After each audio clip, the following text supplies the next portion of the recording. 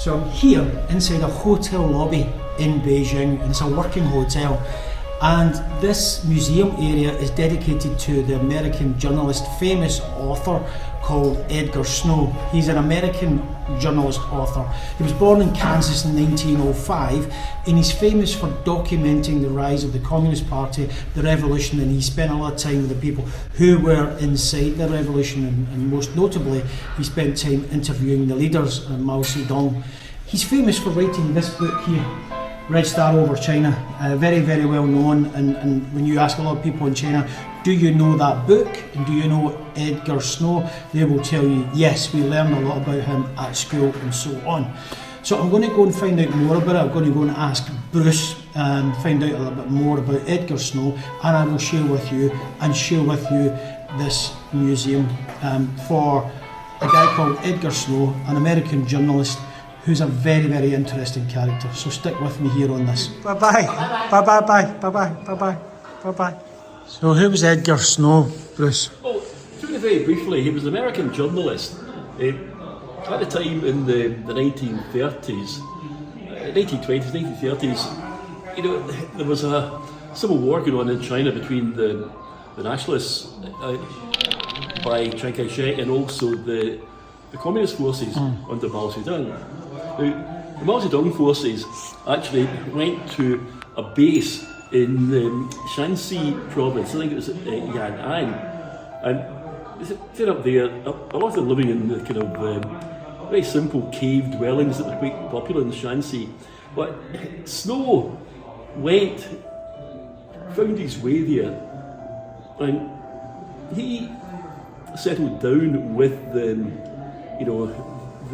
people there, with the communist divisions there, and he started writing about it, and he started to have a great passion for what he was seeing, and it was often quite different to the perspective that's being said back in the West. He's presenting very much an image of what he saw every day, which is something very much a lot of us see in China. He was talking about the devotion, the patriotism, the discipline that was there, and this is actually one of his most famous books, Red Star Over China.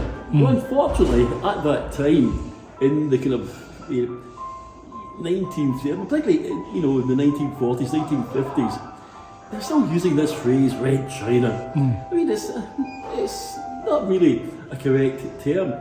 It's China. PRC, People's Republic of China. Yep. I wish they were saying that. They tried to portray it as the enemy is something evil, something very dangerous. It was not. No. But this book was his telling of the Mao Zedong days, and he actually spent time with them and stuff. Yeah. But really, what he was seeing was the stages before the final revolution, before the 1949. So he was really seeing it in these bases in the mountains, and he was writing very much about that. And he was interviewing leaders, like Mao. They got to know a lot of them, and he's one of the very few Westerners to actually get a very good perspective into the reality of what China was like. Remember, China was very poor. China was a country had gone through many invasions, attacks by foreign forces. It was a lot of disarray after 1911 in particular. And it was a time when there was also a great desire to really make a new China, to really get out there and restore order.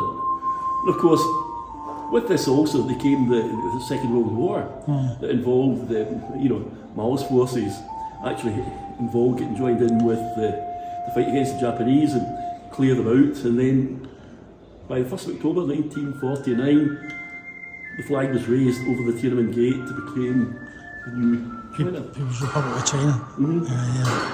So cool. It's a very famous, very famous. People are devoted to Edgar Snow. One of the few Westerners to actually have a kind of good perspective, a real understanding of China.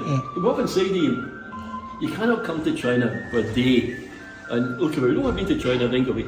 Yes, you don't. You've got to spend time in the country to get to know it and to understand how it works, and about the huge history there is here, a long history that we don't have in the West. And it's very complicated, so you can't just make a kind of rash judgment. You've got to understand. It takes forever to understand right. anything. It's such a deep history. And this is a fascinating guy for me, because this guy, Bruce, when I first looked into this guy, Edgar Snow, the first person I thought of was you.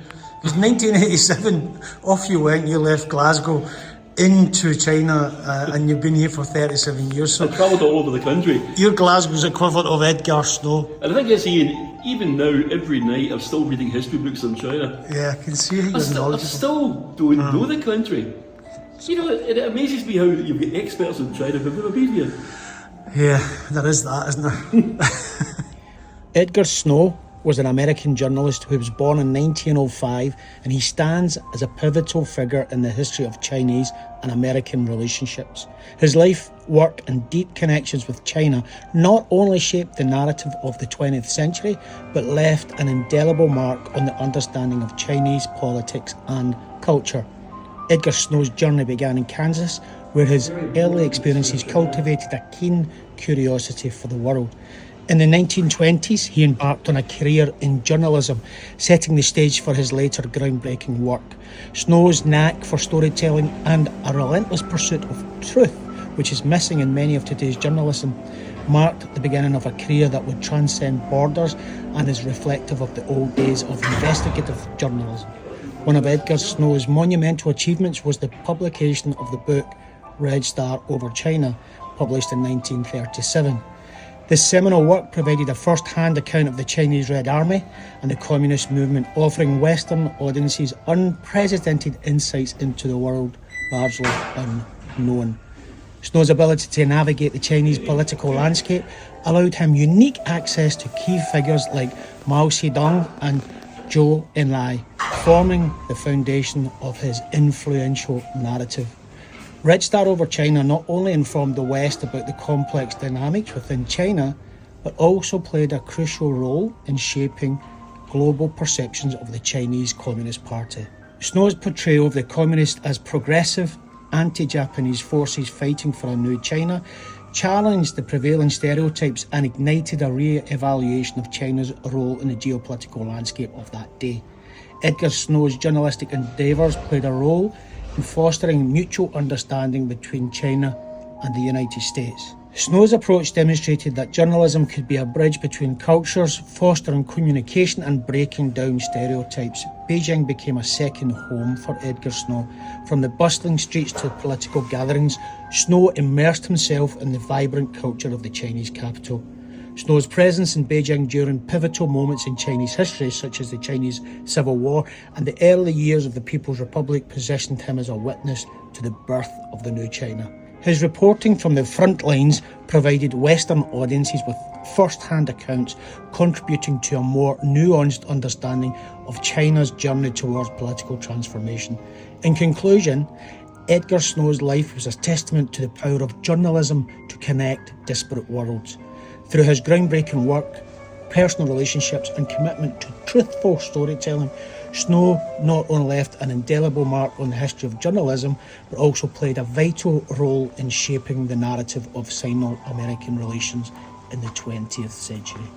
So I think you'll agree that this guy here, Edgar Snow, is a very interesting character, and it's something that I didn't know. And as always, Bruce showed me around Beijing, showed me something totally different. So this is in a hotel, kind of flash up the name of the hotel. But if you are ever in Beijing, come into the hotel, come through the hotel lobby, come across the courtyard and then go into the museum. It's fascinating. And I hope you learned something today, because there's a lot to learn and you can spend a lifetime learning about China. Anyway, this is me, Ian, here in Beijing, saying to you, take care, look after yourself, your family and your community, and I will catch you in the next video. Peace out.